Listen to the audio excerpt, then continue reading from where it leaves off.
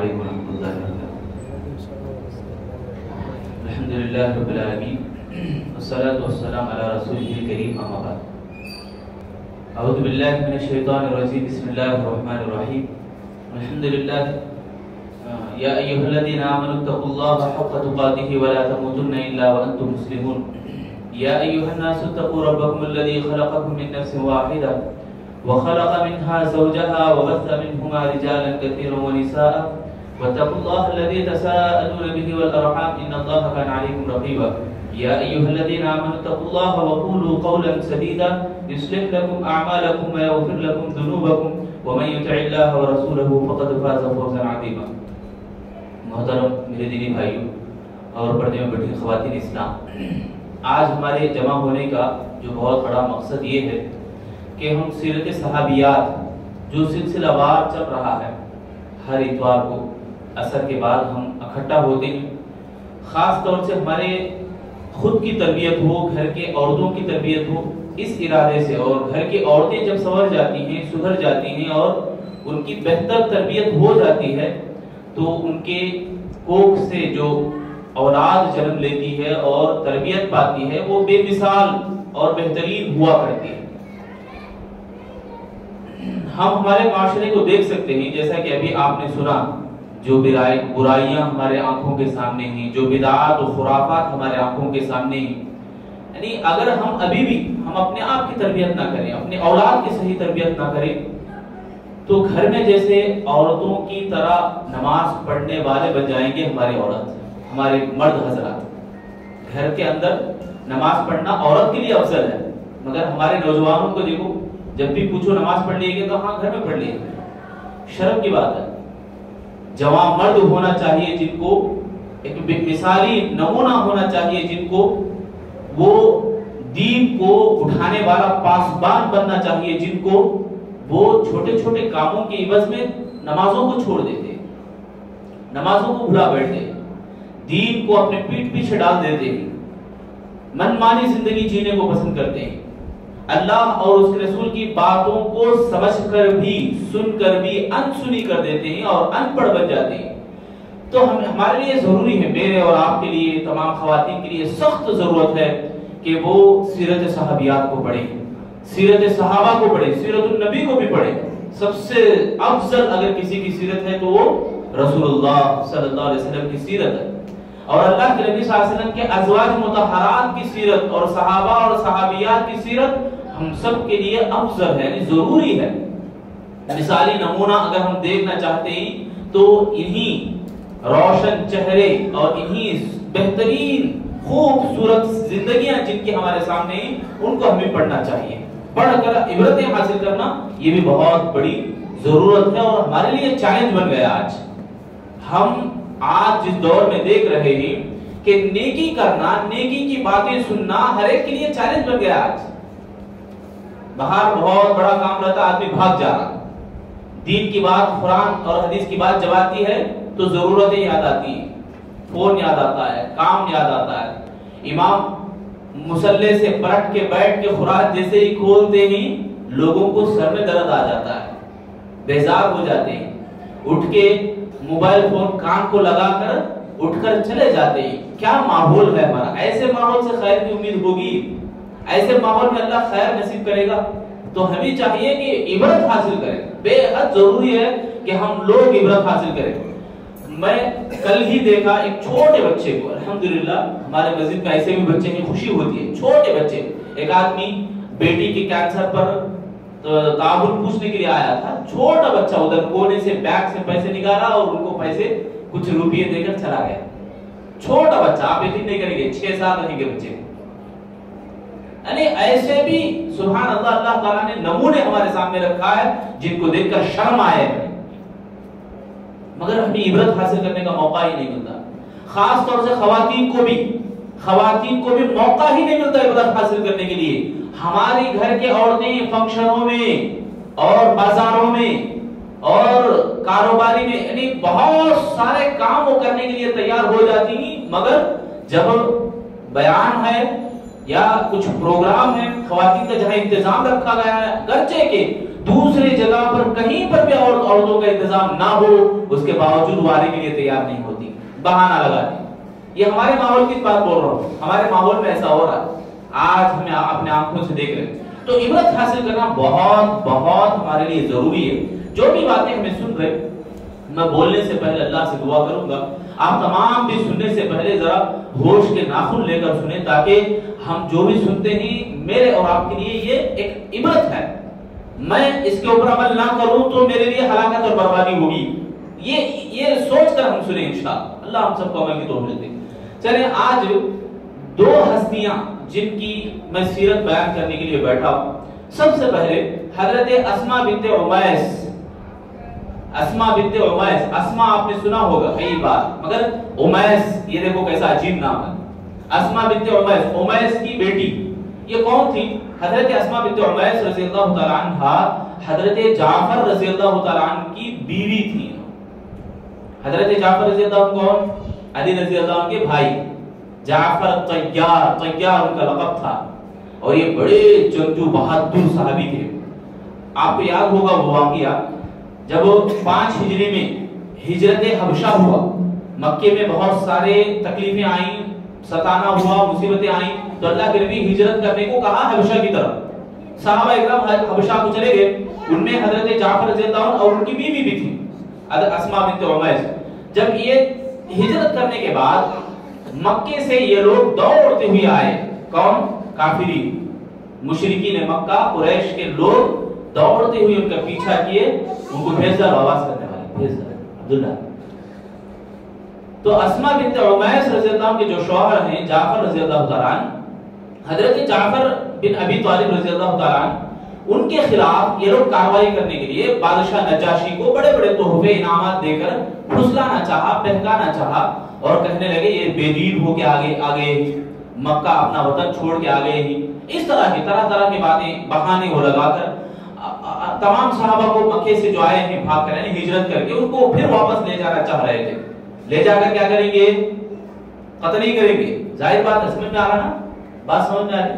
واقعہ اگر شروع سے ہم غور سے سنیں گے تو بات سمجھ میں آتی ہے۔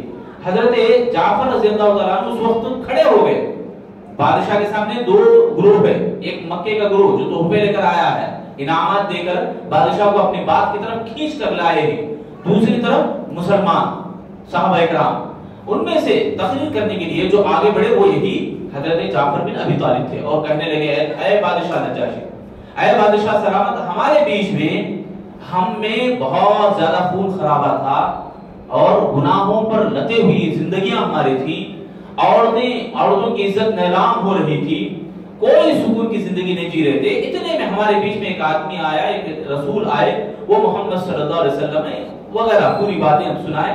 تو بہرحال یہ سب سے بڑے بہادر اور جنگجو صحابی تھے حضرت جعفر رضی اللہ تعالیٰ، ان کی بیوی حضرت اسماء بنت عمیس، جن کے بارے میں ہمیں سننے جا رہے ہیں۔ ان کی والدہ قتیلہ، یہ ان کی والدہ تھی قبیلہ جعثم سے، جعشم یا جعشم قبیلے کے سے تعلق رکھنے والی قتیلہ۔ یہ پہلے اسلام قبول نہیں کرے تھے، بعد میں فتح مکہ ہونے کے بعد یہ اسلام قبول کرتے ہیں، حضرت قتیلہ رضی اللہ تعالیٰ عنہ۔ اور ان کی ماں کا نام اصل میں ہند تھا، ہند ان کی ماں کا نام، اسماء بنت عمیس کی ماں کا نام ہند تھا۔ اور یہ جب اسلام قبول کرے، اللہ کے نبی صلی اللہ علیہ وسلم مکے میں دارالارقم میں چھپ کر تعلیم حاصل کر رہے تھے اور لوگوں کو تعلیم دے رہے تھے، جو وحی آتی اللہ کے نبی کے اوپر وہ تعلیم نبی صلی اللہ علیہ وسلم صحابہ کو دے رہے تھے دار ارقم میں۔ اسی وقت حضرت جعفر رضی اللہ تعالیٰ اور حضرت اسماء رضی اللہ تعالیٰ دونوں بھی اسلام قبول کرے۔ اب ہجرت حبشہ کے بعد اللہ کے نبی صلی اللہ علیہ وسلم مدینے کو ہجرت کرے تو 7 ہجری میں خیبر فتح ہوا، صلح حدیبیہ کے بعد خیبر فتح ہوا۔ تو اسی وقت ہجرت حبشہ کو جو صحابہ اکرام گئے تھے، سب کے سب صحابہ مدینے کو ڈائریکٹ ہجرت کر کے آ گئے۔ تو گویا کہ کتنی ہجرتیں ہوئی؟ 2 ہجرتیں۔ اسماء بنت عمیس رضی اللہ تعالیٰ عنہ کی 2 ہجرتیں، ایک ہجرت حبشہ اور اسی طرح اس کے بعد ہجرت مدینہ، 2 طرف انہوں نے ہجرت کی۔ یہ ہجرتوں کو لے کر ایک خاص واقعہ ان کا ہے۔ کیا واقعہ؟ جب مدینے کو آنے کے بعد حضرت اسماء بنت عمیس رضی اللہ تعالیٰ عنہ اور اللہ کے نبی صلی اللہ علیہ وسلم بھی اپنے بھائی کے آنے پر بہت خوش ہوتے ہیں۔ صحابہ کرام آئے، ان میں سے خاص اپنے چچیرے بھائی جعفر رضی اللہ عنہ کے آنے پر اللہ کے نبی بہت خوش ہوتے ہیں اور کہتے ہیں کہ میں فیصلہ نہیں کر پا رہا ہوں کہ مجھے زیادہ خوشی جعفر کے آنے پر ہے یا خیبر فتح ہوا اس واسطے ہے، مجھے سمجھ میں نہیں آ رہا، میں فیصلہ نہیں کر پا رہا ہوں۔ تو حضرت جعفر رضی اللہ تعالیٰ عنہ سے اللہ کے نبی بہت زیادہ محبت کیا کرتے تھے۔ اور حضرت اسماء بنت عمیس جب ہجرت مدینے کو آنے کے بعد حفصہ رضی اللہ عنہ کے گھر گئی۔ کون حفصہ؟ حضرت عمر بن خطاب کی بیٹی، ان کے گھر گئی، جا کر بات چیت چل رہی تھی ان کے بیچ میں، اتنے میں عمر رضی اللہ عنہ گھر میں آئے۔ جب آواز سنی کوئی آئے ہیں بول کر پتا چلا تو پوچھا کون آئے ہیں؟ تو بیٹی نے کہا اسماء بنت عمیس۔ کیا وہی اسماء ہے جو سمندر عبور کر کے گئے؟ یعنی حبشہ جو پانی میں سے سفر کرنا ہوتا نا، سمندر عبور کر کے گئے، سمندر والی اسماء ہی؟ اللہ عمر بن خطاب رضی اللہ عنہ نے دو بار پوچھا، کیا حبشہ والے اسماء، سمندر عبور کرنے والے اسماء؟ یعنی اس طرح سے ایک مذاق، ایک محبتی الفاظ سے اس طرح پوچھا۔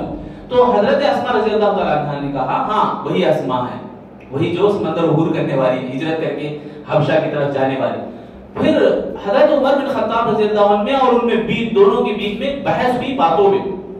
کیا کہہ کر عمر رضی اللہ تعالیٰ نے کہا کہ فضیلت تمہاری نہیں ہماری ہے، مدینے کو جو آئے ہجرت کر کے ان کی فضیلت زیادہ ہے۔ اسماء بنت عمیس کو یہ پسند نہیں آیا، فوراً کہنے لگی، فوراً برجستہ جواب دینے لگی کہ ہرگز نہیں، تم تو نبی کے ساتھ ہو، نبی صلی اللہ علیہ وسلم کے پاس جو لوگ ہوا کرتے ہیں تکلیف میں دیکھ کر اللہ کے نبی خاموش نہیں بیٹھتے، اللہ کے نبی کھلاتے پلاتے تھے تم لوگوں کو، ہم ہیں یہاں اپنے دین کو بچانے کے لیے کسی سمندر کو، پانی کو عبور کر کر گئے اور وہاں پر جا کر کئی تکلیفیں ہم نے برداشت کی۔ یہ بولتی ہیں اسماء بنت عمیس۔ پھر بھی ان کو دل نہیں بھرا۔ گھر آنے کے بعد جب اللہ کے نبی صلی اللہ علیہ وسلم سے ملاقات ہوئی، نبی صلی اللہ علیہ وسلم سے مل کر پوری بات کہہ دی، عمر بن خطاب سے ایسی بات ہوئی میرے سے۔ تو اللہ کے نبی صلی اللہ علیہ وسلم تسلی دیتے ہوئے کہا اے اسماء تم یہ کیوں نہیں کہا کہ ہم نے 2 ہجرتیں کی؟ عمر تم تو ایک ہی ہجرت کی ہو مدینے کی، اور ہم 2 ہجرتیں کی، فضیلت ہماری ہے تمہاری نہیں۔ یعنی اللہ کے نبی سپورٹ کرتے ہیں اسماء رضی اللہ تعالیٰ عنہ کو۔ یہ بات اللہ کے نبی کی سن کر اتنا خوش ہوتی ہیں اسماء رضی اللہ تعالیٰ عنہ، اتنا خوش ہوتی کہ جو حبشہ کی طرف ہجرت کر کے آئے سب کو بتا دیتی ہے فضیلت ہماری زیادہ ہے، فضیلت ہماری زیادہ ہے۔ اللہ اکبر، کتنا سنہرا موقع دیکھو، حضرت اسماء رضی اللہ تعالیٰ عنہ عمر بن خطاب رضی اللہ تعالیٰ عنہ کے اوپر بازی لے گئی اور ساتھ میں اپنے جو حبشہ کی طرف ہجرت کر کے آنے والے سب کو یہ مبارکبادی دیتی، خوشخبری دیتی۔ حضرت اسماء بنت عمیس رضی اللہ تعالیٰ عنہ کے جو شوہر ہیں جعفر رضی اللہ تعالیٰ عنہ، یہ ایک جنگ، بہت بڑی اور خطرناک جنگ مودا میں یہ شرکت کرتے ہیں۔ جنگ مودا میں اللہ کے نبی 3 کمانڈر بھیجتے، عبداللہ بن رواحہ، جعفر بن ابی طالب اور حضرت زید بن حارثہ، تینوں صحابہ بڑے بڑے کمانڈر۔ جب جنگ مودا میں حالت بہت بری ہوگی، اللہ کے نبی، مسند احمد کی حدیث ہے، اللہ کے نبی صلی اللہ علیہ وسلم منبر پر کھڑے ہو کر جب وہاں کا جو منظر اللہ کے نبی کو دکھایا جاتا تو اللہ کے نبی اطلاع دیتے جاتے کہ ابھی جو آگے بڑھے ہیں عبداللہ وہ شہید ہو گئے، جام شہادت پا لیے۔ پھر ان کے پیچھے زید بن حارثہ جام شہادت پا لیے، پھر ان کے پیچھے جعفر بن ابی طالب رضی اللہ عنہ جام شہادت پا لیے۔ اس کے بعد اللہ کی تلوار آئی جو پورے صحابہ کے لشکر کو تھام کر اور ان کو بچا کر حفاظت میں رکھی ہے۔ یہ اللہ کی تلوار کو حضرت خالد بن سیف اللہ، حضرت خالد بن ولید جو سیف اللہ کے لقب سے مرقب ہوئی۔ تو بہرحال یہ جب منظر ہونے کے بعد اب جو آج جو موضوع ہمارے کو جو سن رہے ہمیں، اسماء بنت عمیس کے شوہر جعفر رضی اللہ تعالیٰ شہید ہو گئے۔ اب ان کے اوپر صبر کا پہاڑ ٹوٹ گیا، ان کے اوپر مصیبت کا پہاڑ ٹوٹ گیا، اب صبر کا دامن تھامنے لگی۔ یہ واقعہ کیسا ہے؟ حضرت اسماء رضی اللہ تعالیٰ اللہ کے نبی صلی اللہ علیہ وسلم کے پاس آتی ہیں، دیکھتی ہیں نبی صلی اللہ علیہ وسلم غم زدہ بیٹھے، پوچھتے ہیں کیا ماجرا ہے؟ مودا کو جو لوگ گئے جنگ مودا کو، وہاں کی کیا خبریں ہیں؟ اللہ کے نبی صلی اللہ علیہ وسلم فرماتے ہیں کہ جعفر رضی اللہ تعالیٰ شہید ہو گئے۔ یہ سننا تھا، وہ اپنے بچوں کے ساتھ آئی تھی، بچوں کو چھوڑ کر ایک دم چیخ مارتی ہے، زور سے، ایک دم آواز ان کی زبان سے نکل جاتی ہے، اور اللہ کے نبی صلی اللہ علیہ وسلم بچوں کو سنبھالتے ہیں اور سیدھا عائشہ صدیقہ رضی اللہ عنہا کے پاس لے جاتے ہیں اور کہتے ہیں ان کے لیے کھانا پکاؤ، یہ اب غم میں بزی ہے، مصروف ہے، غم ان کو اتنا پریشان کیا ہے کہ یہ کھانا نہیں بنوا سکتے، ان کو کھانا کھلاؤ۔ اب یہاں دیکھا گیا کہ یہاں رونے والی گلا نکال کر چیخ کر رو رہے، اللہ کے نبی صلی اللہ علیہ وسلم کو اطلاع ہوئی تو نبی صلی اللہ علیہ وسلم نے منع کیا، جا کے کہو اس طرح سے ماتم مت منائیں، وہ سن رہے ہیں۔ پھر دوبارہ اللہ کے نبی نے کہا ماتم مت مناؤ۔ پھر تیسری بار حضرت عائشہ صدیقہ رضی اللہ عنہا نے کہا کہ آپ لوگوں کو زیب نہیں دیتا کہ آپ اس طرح چیخ چیخ کر ان کو تکلیف نہ دو، نبی کو تکلیف نہ دو، تو یہ چیخنا تمہارا، یہ گویا نبی صلی اللہ علیہ وسلم کو تکلیف ہوتی ہے یہ بات، یعنی ماتم منانا اسلام کے اندر نہیں ہے، رونا چیخنا چلانا۔ ہاں عورتوں کے لیے شوہر کے انتقال کے اوپر 4 مہینے 10 دن تک سوگ منانا، یہ اسلام یہ تعلیم دیتا ہے۔ تو بہرحال اسماء بنت عمیس رضی اللہ تعالیٰ بڑی چالاک اور حکمت والی تھی، حکمت والی خاتون۔ یہ ایک واقعہ، ان سے ایک واقعہ پیش آتا ہے، وہ یہ کہ اللہ کے نبی صلی اللہ علیہ وسلم جب مرض الموت میں ہوتے ہیں، یعنی جب بیماری سخت ہوتی ہے اللہ کے نبی صلی اللہ علیہ وسلم کی، اس ٹائم پہ ایک ذات الجنب سے ایک دوائی ان کو معلوم تھی، وہ دوائی اللہ کے نبی صلی اللہ علیہ وسلم کو کھلانے کے لیے انہوں نے پوچھا، نبی صلی اللہ علیہ وسلم انکار کر دیے، تو اس کے باوجود وہ اللہ کے نبی انکار کر رہے تھے، اتنے میں غشی طاری ہوگی نبی صلی اللہ علیہ وسلم کو، تو بے ہوشی کی حالت میں ہی نبی صلی اللہ علیہ وسلم کا منہ کھول کر وہ دوائی ڈالی گئی۔ جب ہوش آیا تو اللہ کے نبی صلی اللہ علیہ وسلم نے پوچھا کیا دوائی مجھے کھلایا، کون کھلایا؟ کیا اللہ کے نبی صلی اللہ علیہ وسلم ہی پوچھے کیا وہ اسماء بنت عمیس لائی تھی جو حبشہ میں وہ سیکھ کر آئی تھی، حبشہ میں یہ دوائی کی حکمت ان کو معلوم تھی، کیا وہ اسماء بنت عمیس ہی کھلائی تھی؟ تو اللہ کے نبی صلی اللہ علیہ وسلم سے کہا گیا ہاں اسماء بنت عمیس ہی تھی۔ تو اس سے ایک بات معلوم ہوتی ہے کہ عورتیں بھی دوائی بنایا کرتی تھی، خواتین، خاص طور سے اللہ کے نبی صلی اللہ علیہ وسلم کے مسجد، جو مسجد ہے، مسجد سے جڑ کر ایک خاتون، ایک صحابیہ جو ڈاکٹری کا کام کرتی تھی، جو علاج اور معالجہ کرتی تھی۔ اور آپ نے یہ بھی بارہا سنا، بہت بار سنا ہے، اللہ کے نبی صلی اللہ علیہ وسلم کے ساتھ جتنے بھی صحابہ جنگوں میں شریک ہوتے تھے، زخمی ہوتے تو صحابیات مرہم پٹی کیا کرتے تھے، مرہم لگاتی تھی، پٹی وغیرہ باندھتی تھی۔ تو ان میں حضرت اسماء بنت عمیس بھی ایک حکمت کے ساتھ ایک دوائی بنا کر انہوں نے نبی صلی اللہ علیہ وسلم کو کھلایا تھا، اللہ کے نبی کو بہت پسند آیا اور اللہ کے نبی نے کہا سبھی کو کھلاؤ، ایک عباس چھوڑ کر، عباس رضی اللہ کو چھوڑ کر سبھی کو یہ دوا کھلاؤ، بہت اچھی دوا ہے۔ تو ایک حکمت یہاں یہ بھی معلوم ہوتی ہے کہ کچھ دوائیں ایسی ہوتی ہیں بیماری آنے سے پہلے بھی ہم کھا سکتے ہیں، جیسے خود دوا ہے شہد، خود دوا ہے کھجور، خود دوا ہے دودھ، ایسی بہت ساری چیزیں ہیں جو خود دوا ہے، ساتھ میں ہمیں بیماری آنے کے بعد ہی کھانا ایسی بات کیا بھی نہیں، بلکہ اس طرح سے کھایا جا سکتا ہے۔ حضرت اسماء بنت عمیس رضی اللہ تعالیٰ عنہ کے شوہر، جو پہلے شوہر ہیں جعفر رضی اللہ تعالیٰ عنہ، ان کے وفات کے بعد اللہ کے نبی صلی اللہ علیہ وسلم 8 ہجری میں جنگ حنین کے موقع پر، جنگ حنین یہ مکہ اور مکے میں فتح مکہ ہوا 8 ہجری میں، اس کے فوراً بعد طائف والوں سے جنگ ہوتی ہے، یہ جنگ حنین کہلاتی ہے۔ اس جنگ کے اندر، جنگ حنین میں اللہ کے نبی صلی اللہ علیہ وسلم نے ابو بکر صدیق رضی اللہ عنہ سے نکاح پڑھواتے ہیں حضرت اسماء بنت عمیس کا۔ ابو بکر صدیق رضی اللہ عنہ کی زندگی میں انہوں نے گزارا اور اسماء بنت عمیس رضی اللہ تعالیٰ عنہ کے 60 احادیث مرویات ہیں، نبی صلی اللہ علیہ وسلم سے 60 حدیثوں کو انہوں نے اکٹھا کیا، جمع کیا تھا۔ اور حضرت ابو بکر صدیق رضی اللہ تعالیٰ عنہ کی وفات کے بعد بھی حضرت علی سے بھی نکاح ہوتا ہے ان کا، علی رضی اللہ تعالیٰ عنہ بھی ان سے نکاح کرتے ہیں، ان کی یعنی عدت مکمل ہونے کے بعد۔ ایک مرتبہ حضرت جعفر رضی اللہ تعالیٰ عنہ سے پیدا ہونے والے ایک بیٹے کا نام محمد، ایک اور بیٹے ابو بکر صدیق رضی اللہ تعالیٰ عنہ کی نکاح میں ہوئے تھے، ان کا نام بھی محمد بن جعفر، محمد بن ابو بکر۔ دونوں میں اپنے باپ کو لے کر فخریہ باتیں ہوتی ہیں، فخریہ بولے تو میرے بابا بہتر، نہیں میرے بابا بولے، دونوں بچوں میں بات چیت میں ذرا بحث ہوتی ہے، فخریہ بحث۔ اسماء بنت عمیس رضی اللہ تعالیٰ عنہ وہ حکمت سے کیا جواب دیتی ہے، سبحان اللہ، حکمت بھرا جواب یہ دیتے ہیں کہ دونوں کے باپ بہتر ہیں اپنی جگہ، کیسا فیصلہ کرنا ہے، دونوں کو کیسا تسلی دینا ہے۔ ایک بچے کو بولتی ہیں نہیں تمہارے باپ جو جعفر رضی اللہ تعالیٰ عنہ ہیں پورے نوجوانوں کے سردار، نوجوانوں میں بہترین جنگجو نوجوان تھے تمہارے پاس۔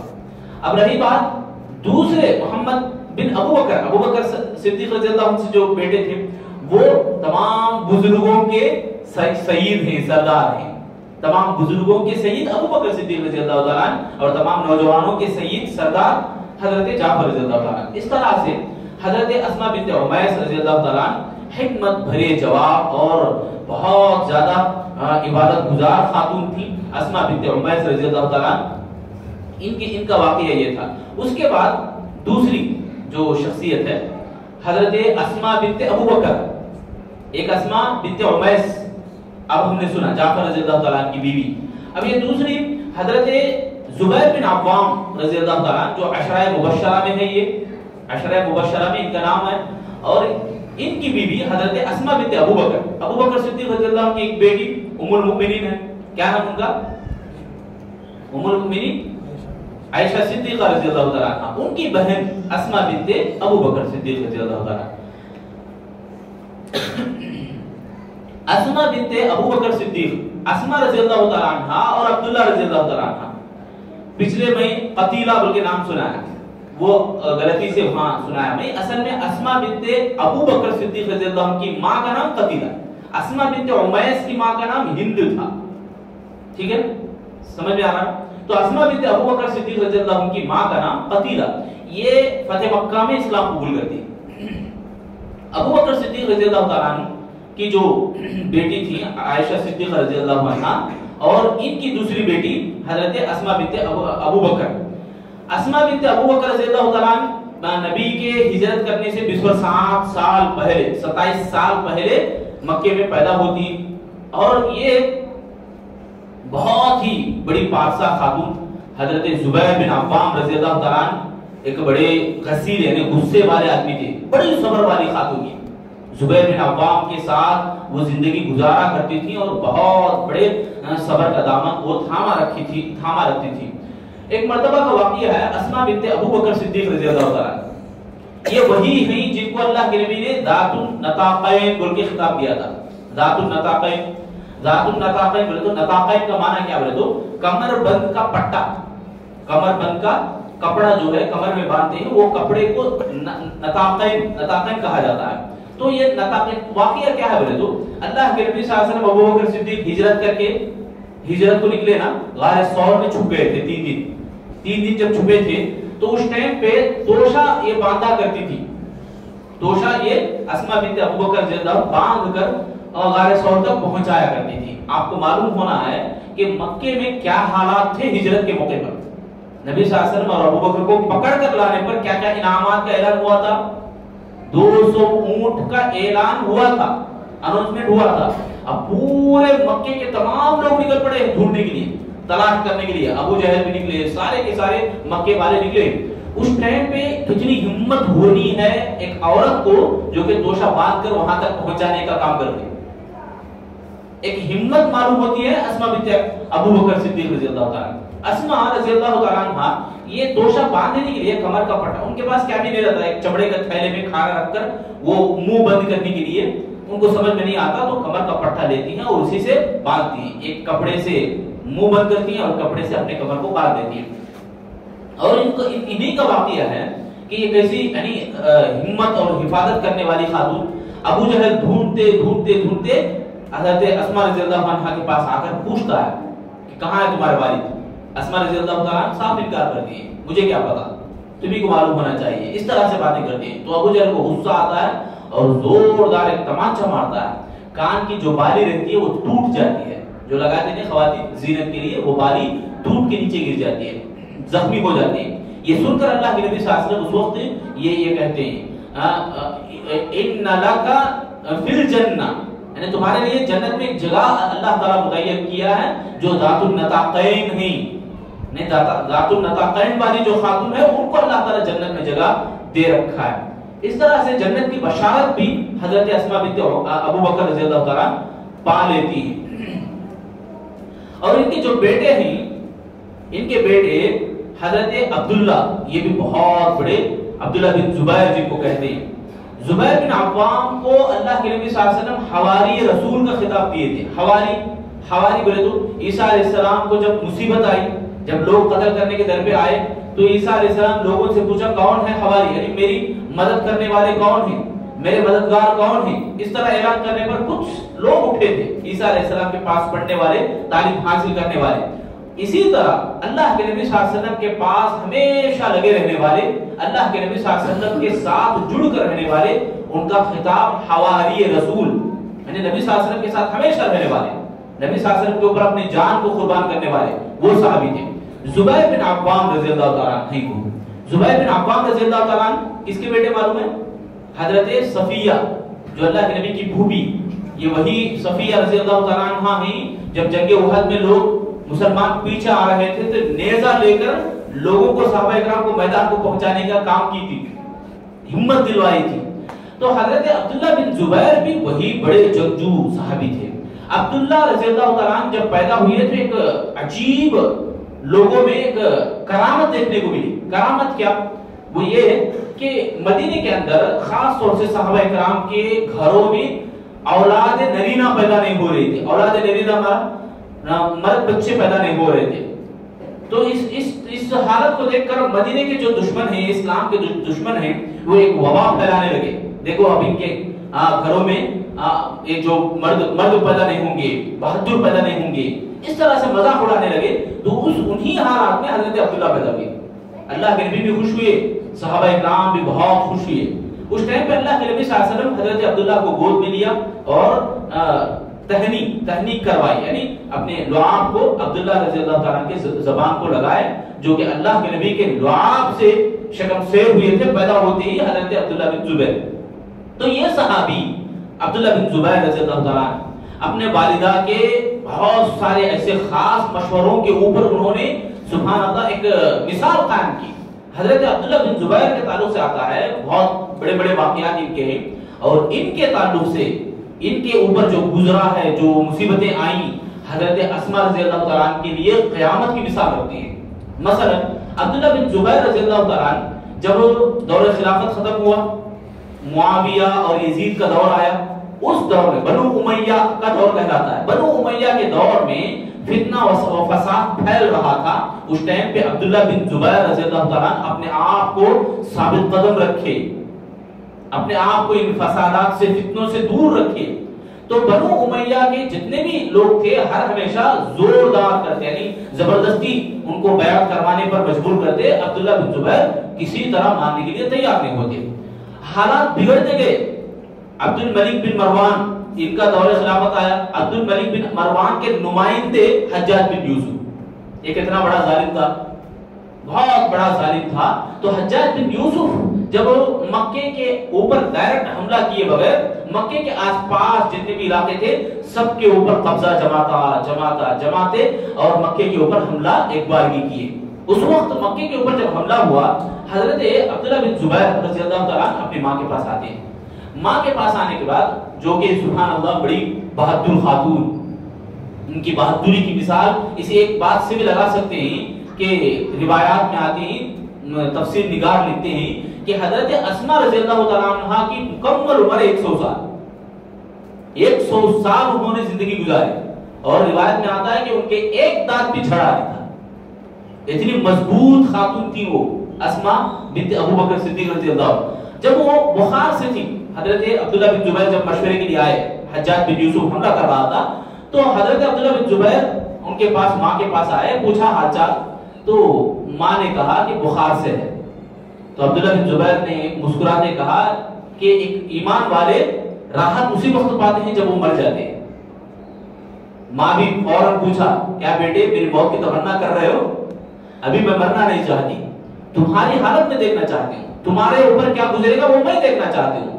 اگر تم شہید ہو جاؤ تو مجھے فخر ہوگا, تم اگر ختم ہو جاؤ, ہار جاؤ, یعنی ہار جاؤ, تم جیت جاؤ تو مجھے خوشی ہوگی. تم اگر شہید ہو جاؤ اللہ کے راہ میں تو مجھے تمہارے اوپر کوئی غم نہیں بلکہ فخر ہوگا, مجھے خوشی ہوگی اس بات پر بھی, مجھے کوئی غم نہیں ہوگا. اب عبداللہ بن زبیر فوراً ایک اشکال پیدا کرتے ہیں, کہتے ہیں کہ اے ماں میرے ساتھ, یعنی اگر میں ہار گیا, میں شہادت کو پسند کرتے ہوئے آگے بڑھا تو میرے جسم کے ساتھ ایک برا سلوک کریں گے. تو ماں وہاں پہ مشورہ یہ دیتی ہے کہ بیٹے بکری ذبح ہونے کے بعد اس کے چمڑے کو, اس کی کھال کو نکال دیا جاتا ہے تو بکری کو کوئی فرق نہیں پڑنے والا. سبحان اللہ, یہ مشورہ ایک ماں کس قدر دیتی ہے اللہ اکبر اپنے بیٹے کو, جا بیٹے جا میں شہادت پانے کے لیے. کیسی ماں ہوتی ہیں, ایسی مائیں, یعنی صحابہ کرام ہی تھی وہ شخصیات. سبحان اللہ. تو حضرت عبداللہ بن زبیر نکل پڑتے ہیں, حجاج بن یوسف سے مقابلہ کرتے ہیں, ٹکر لیتے ہیں, اور حجاج بن یوسف کا لشکر بہت زیادہ ہوا کرتا ہے. اس ٹائم پہ عبداللہ بن زبیر کو یہ سمجھ میں آتا ہے کہ اب کسی طرح میں صلح نہیں کر رہا ہوں, सुना ही कर लो मैं। तो जब फिर दोबारा माँ के पास आते हैं, माँ के पास आके फिर कहते हैं कि मुझे डर हो रहा है कि ये लोग यानी पूरा हलाक और बर्बाद कर देंगे, फसाद फैलाने वाले मक्के में भी फसाद फैलाने के लिए आ जाएंगे। तो माँ फिर तसल्ली देती है, बेटे किसी तरह तू मौत के डर से किसी तरह पीछे ना हटना। मौत के डर से जो एक जिल्लत की जो ऊंटनी है उसके ऊपर सवार होने से भी तो खुशी से आगे बढ़ते हुए इज्जत की तलवार की वार को खा ले तू। इस तरह से यानी ऐसे अल्फाज जो एक माँ जो बहादुर माँ ही वो अपने बेटे को इस तरह से तसल्ली दे सकती है। अब हुआ क्या आगे देखो, हजरत अस्मा बिन्त अबू बकर सिद्दीक रज़ी अल्लाह अन्हु की ऊपर जो क़यामत आई, क़यामत का मंजर देखने को मिला, वो क्या था? हजरत अब्दुल्ला बिन जुबैर के साथ ऐसा ही हुआ, वो शहीद हो जाते हैं।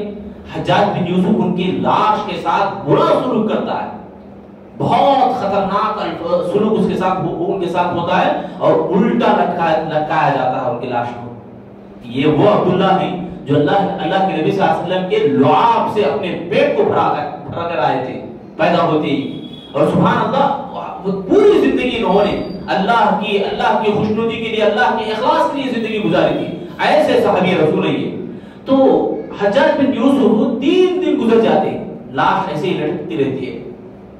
इनकी माँ नाबीना हो जाती, अंधी हो जाती है आखिरी उम्र में, तो आंख नजर नहीं आती, तो कनीजा को पकड़ के बोलती है मेरे बेटे के पास ले चलो मुझे। वहां जाकर बेटे के जिस्म को पकड़कर वो महसूस करती हैं और दर्द भरे अल्फाज में अल्लाह से दुआ भी करती हैं और कहती हैं कि अल्लाह मेरे बेटे को मेरे हाथों से मैं गुस्ल यानी करवा कर ही उसे मेरी मौत मुझे दे, यानी मेरी मौत उस वक्त तक ना दे ताकि मैं मेरे बेटे को मुकम्मल तरीके से एक अच्छे अंदाज से मैं खबर में दफन कर सकूं। ये दुआ करते हुए वो अल्फाज वो अपनी ज़बान से अदा करती है। इतने में हज्जाज बिन यूसुफ उधर आता है, देखता है माँ बेटे के पास खड़ी है, तो एक गुलाम को भेजता है, कहता है उस बूढ़ी औरत को मेरे पास लाओ।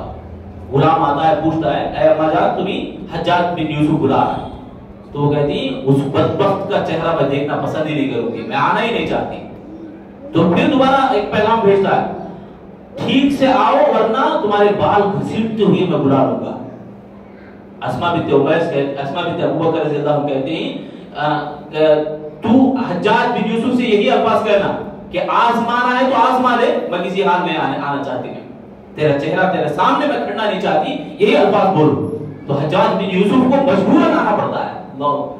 कितना बड़ा जालिम बादशाह है, एक औरत की बात की सामने अपने आप को मजबूर कर देता है। सुभान अल्लाह। हज्जाज बिन यूसुफ के बारे में आप सुने होंगे उधर इधर के ख्यालात, उधर इधर की बातें कि बहुत बड़ा जालिम था हज्जाज बिन यूसुफ। तो उस वक्त वो खुद आके मजबूर आके कहता है कि ऐ अम्मा तेरे बेटे ने मक्के के अंदर इल्हाद किया था इसलिए इस तरह का अंजाम पा। तो अस्मा रज़ी अल्लाह तआला अन्हा फौरन कहती हैं कि तू झूठा है, मैं अल्लाह के नबी की ज़बानी सुना करती थी कि कुछ लोग पैदा होंगे जो झूठे और मक्कार होंगे, बड़े चालबाज होंगे, वो अपनी चालबाजी से जीतते रहेंगे। आज मैं अपने आंखों से मैं तुझे देख रहा हूँ, तुझे देख रही हूँ। ये अस्मा बिन्त अबू बकर रज़ी अल्लाह ने बिला मुबालगा ऐसे ही कहती है, इसी इन्हीं अल्फाज के साथ। फिर उसके बाद हुआ ये कि ऊपर से ऑर्डर आता है, यानी अब्दुल मलिक बिन मरवान की तरफ से हुक्म आता है कि उनके लाश को उतार दें, यानी जो लटकी हुई है उसको लाश को निकाल दें। तो अस्मा बिन्त अबू बकर रज़ी अल्लाह तआला कहते हैं, वो कहती हैं कि जब उनको नहलाया जा रहा था तो जिस्म के कुछ हिस्से पानी के साथ बह निकले, पानी के साथ बहते गए। जब गुस्ल उनको दिया जा रहा था, बहुत मुश्किल से उनको गुस्ल दिया गया, उनके जिस्म के पूरे आज़ा काट दिए गए थे। ये उनके ऊपर किस कदर गुजरा होगा, हालांकि उनके आंख नजर नहीं आते, फिर भी वो बयान करती हैं अपने बेटे के ताल्लुक से इस कदर उनके लाश के साथ बुरा सुलूक हुआ था। वो इसी कदर उनको गुस्ल दिया और बड़े सब्र और तहम्मुल के साथ बड़े अच्छे अंदाज से आराम से कनीज को कहा कि उनको उठाकर लाएं, गुस्ल दिलवाएं, फिर कफन बांधकर उनको जन्नतुल बकी में दफन किया गया। बहरहाल ये वाकया वो गुजरने के बाद, इस वाकये के होने के बाद हज्जाज बिन यूसुफ काबतुल्लाह के पास खड़े होकर खुतबा दे रहा था। तो इतने में हजरत अस्मा रज़ी अल्लाह तआला अन्हा आई, उनके कानों में हज्जाज की आवाज आई तो फौरन पहचानी, मुझे खतीब के पास ले चलो। कनीज को कहा मुझे खतीब के पास ले चलो। जाते ही हज्जाज बिन यूसुफ ऐसे मौजू को घुमा फिरा कर बोलने लगा, बातें कुछ ऐसे बोलने लगा कि जो भी इल्हाद करते हैं, मस्जिद से रोकते हैं, حرم میں حرام کام کرتے ہیں ان کو قتل کیا جائے، ان کا انجام ایسے ہی ہوگا جیسے عبداللہ بن زبیر کو ہوا، اس طرح کی باتیں بول رہا تھا۔ وہاں اسماء بنت ابو بکر رضی اللہ عنہ بازو کھڑی تھی، فوراً جواب دے رہی تھی یہ جھوٹا ہے، یہ جھوٹی باتیں بول رہا ہے، میرا بیٹا جو پارسا تھا، اللہ والا تھا، اللہ سے ڈرنے والا تھا، آخری دم تک اس نے اللہ رب العالمین کے دین کے اوپر ثابت قدم رہا۔ اس طرح کی باتیں بولنے کے بعد حجاج بن یوسف کی زبان زیادہ دیر نہ لڑکھڑائی، زیادہ بول نہیں سکا وہ، اس کے بعد خاموش ہوا۔ اتنے میں عبداللہ بن عمر مجلس میں تھے، فوراً اٹھے اور کہا حجاج کیا میں یہ گواہی دوں کہ عبداللہ بن زبیر پوری زندگی اللہ کی دین کے اوپر انہوں نے اپنی زندگی کو قربان کیا، کیا میری بات خلاف ہوگی، تیرے بات سے خلاف ہو جائے گی؟ تو اس طرح سے جو خطابات ہوئے دو طرف سے، تو حجاج بن یوسف خاموش رہا۔ پھر ایک زمانے کے بعد حجاج بن یوسف کو یہ پیغام نامہ ملا کہ اسماء بنت ابو بکر سے جا کر کہو کہ ان کی کیا کیا آرزویں ہیں، کیا خواہشیں، ان کی مرادیں پوری کرنے کے لیے درخواست کرو۔ تو حجاج بن یوسف بھی آتے ہیں اور آ کر سر جھکا کر اسماء بنت ابو بکر رضی اللہ عنہ کے پاس ایک درخواست پڑھتے ہیں کہ خلیفہ عبد الملک بن مروان کی طرف سے یہ پیغام نامہ تمہارے لیے کہ تم اپنے بیٹے کو کھونے کے بعد تم کیا چاہتی ہو، تمہارے لیے کچھ چیزیں ہونا ہے تو ہم پوری کی پوری ہم کی مرادیں جو بھی ہیں ہم عطا کریں گے۔ تو اسماء بنت ابو بکر رضی اللہ تعالیٰ عنہ غصے میں آتی ہیں اور پٹخ کے کہتی ہیں کہ تم جو بے غیرتوں کی میں کچھ بھی نہیں سننا چاہتی، تم بے غیرت ہو، تمہارے بے غیرتوں کے سامنے میں کھڑنا ہی نہیں چاہتی۔ تو میرا یہ ایک بہت بڑا واقعہ ہے حضرت اسماء بنت ابو بکر رضی اللہ تعالیٰ عنہ کا، ایک 100 سال پانے والی خاتون، سبحان اللہ، 100 سال کی انہوں نے زندگی گزاری، اور ان کے تعلق سے ان کے اخلاق کے بارے میں، ان کے کردار کے بارے میں بہت سارے واقعات آتے ہیں۔ خاص طور سے ایک واقعہ جیسا کہ ہم نے ابھی سنا کہ ہمت ان کی کتنی ہوتی کہ غار ثور میں چھپے ہوئے، مکے میں اعلان ہو چکا، مکے میں پورے لوگ دشمن بن کے ڈھونڈ رہے، گھوم رہے، اس وقت اسماء بنت ابو بکر رضی اللہ عنہ توشہ باندھ کے سبحان اللہ کھانا پہنچایا کرتی تھی۔ اور ابو بکر صدیق رضی اللہ عنہ کی ہجرت کرنے کے بعد ابو قحافہ جو ان کے والد ہیں یہ بھی اسلام قبول کرتے ہیں، سبحان اللہ۔ اسماء رضی اللہ عنہا کے بیٹے مسلمان صحابی، باپ صحابی، دادا بھی صحابی، بھائی بھی صحابی عبداللہ، سبحان اللہ، آس پاس سارے کے سارے صحابہ اور بڑے بڑے صحابہ کرام ان کے گھرانے میں پرورش پائے۔ تو اسماء رضی اللہ تعالیٰ عنہ کے دادا ابو قحافہ، ان کی بینائی یعنی آخری عمر میں چلے گئی تھی، تو آ کر پوچھتے ہیں اسماء کیا ماجرا ہے، بیٹا فرزند کچھ تو مال چھوڑ کے گئے کیا، پوچھتے ہیں۔ تو حضرت اسماء رضی اللہ تعالیٰ عنہ حالانکہ کچھ بھی نہیں تھا، دادا کو دلاسا دیتے ہوئے کہتے ہیں کہ بہت سارا اللہ کا فضل ہے، آپ پریشان نہ ہوں، کیا چھوڑ کے گیا ہے میرا بیٹا دکھاؤ؟ تو وہ کچھ سکے، لوہے کے سکے یا چکلے کے سکے دکھاتی ہیں، دیکھو یہ دینار اور درہم ہے تمہارے بیٹے کے، وہ تسلی دینے کے لیے، باپ کو اطمینان رکھنے کے لیے اس طرح کہتے ہیں۔ تو بہرحال یہ ایک حکمت بھری خاتون تھی سبحان اللہ اسماء رضی اللہ تعالیٰ عنہ، اور بہت زیادہ روزے رکھنے والی اور نمازوں کی پابندی کرنے والی۔ دیکھو ہمارے بھی بہت کم ہے جو چیز عبرت حاصل کرنے کی۔ اسماء رضی اللہ تعالیٰ عنہ وقتاً فوقتاً جب بھی موقع ملتا فوراً اپنے آپ کو پمپنگ کرتے تھے ایمان کی، اپنے آپ کو فوراً ثابت قدم رکھتے تھے۔ ایک واقعہ آتا ہے صلاۃ کسوف کے موقع پر، صلاۃ کسوف کے موقع پر جب دیکھا گیا تو ساری عورتیں جمع ہوئی ہیں مسجد میں، تو اسماء بنت ابو بکر صدیق رضی اللہ تعالیٰ عنہ بھی آتی ہیں اور آ کر کھڑے ہوتی ہیں۔ اتنا لمبا قیام خود وہ بیان کرتی ہیں کہ مجھے دل میں ایک سوچ پیدا ہوگی کہ میرے پیر اب سوج جائیں گے کھڑے کھڑے، میں بیٹھنے کو پسند کر رہی تھی، ابھی میں بیٹھ جاؤں، اتنے میں دیکھا کہ دبلی اور موٹی عورتیں اور ساتھ میں چھوٹی چھوٹی بچیاں، بوڑھیاں، سارے کے سارے کھڑے ہو کر نماز پڑھ رہے ہیں، تو وہ خود اپنے آپ کو سنبھالتی اور کہتی کہ ان کے مقابلے میں مجھے اور زیادہ نماز میں کھڑی ہونی چاہیے۔ اس طرح سے یعنی ہمارے میں بہت کم ہے یہ جو عادت، جو علامت یہ صحابہ کرام کے اندر بہت زیادہ ہوا کرتی تھی۔ ہم سب کو چاہیے کہ جو واقعات، جو باتیں ہم سنتے ہیں، جو عبرتیں ہم سنتے ہیں، اس کو ایک نمونے کے طور پر ہم حاصل کریں، ایک عبرت حاصل کرنے کے لیے ہم لیں۔ جو بھی واقعات ہمیں سنے ہیں دونوں ہستیوں کے بہت بڑے بڑے واقعات ہیں، عبرتناک واقعات ہیں، ہم سب کو عبرت دیتی ہیں یہ سارے واقعات۔ بہرحال یہ کچھ دو ہستیوں کے تعلق سے دو شخصیات کے بارے میں آپ کے سامنے پیش کی، اسماء بنت عمیس، اسماء بنت ابو بکر صدیق رضی اللہ عنہ، یہ تھی دونوں کے تعلق سے۔ میں آخر میں اللہ سے دعا کروں گا الہ العالمین ہم تمام لوگوں کو قدم قدم پر عبرتیں حاصل کرنے کی اللہ ہم سب کو توفیق عطا فرما۔ اے اللہ ہم تمام لوگوں کو سیرت صحابیات کا مطالعہ کرنے کی توفیق دے۔ اے اللہ ہم سبھی کو قرآن اور حدیث کی باتیں جو بھی سنیں ہیں سمجھنے اور عمل کرنے کی توفیق عطا فرما۔ آمین یا رب العالمین۔